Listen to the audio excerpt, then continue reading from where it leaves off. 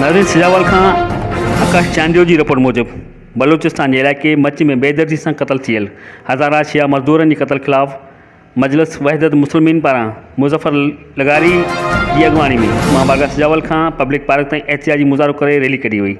Rally शहर जो गश्त कंदे पब्लिक पार्क ते पहुती, जिते अॻुवाणनि मुज़फ़र लगारी, मुख़्तियार अली, फयाज़ शेख, मंसूर ज़ैदी ऐं ॿियनि चयो त बलूचिस्तान में हज़ारा शिया मज़दूरनि जी क़तल जी सख़्त लफ़्ज़नि में मज़म्मत कयूं था। बलूचिस्तान हुकूमत जी नाअहली जे करे मज़दूरनि ऐं पोरियतनि खे बेगुनाह टारगेट किलिंग करे क़तल कयो वियो। मज़दूरनि जे क़तल जा हुकूमती रियासती इदारा ज़िम्मेवार आहिनि। हुननि जो चवणु हो त मज़दूर शियनि जा क़ातिल गिरफ़्तार न कया विया त असां नेशनल हाईवे ते धरणो हणंदासीं। वाक़े में मुलौस जवाबदारनि ख़िलाफ़ कार्रवाई करे मज़दूरनि जे वारसनि सां इंसाफ़ कयो वञे। हर ख़बर अव्हां जी पहुच ताईं ॾिसंदा रहो सिर्फ़ ऐं सिर्फ़ STV न्यूज़।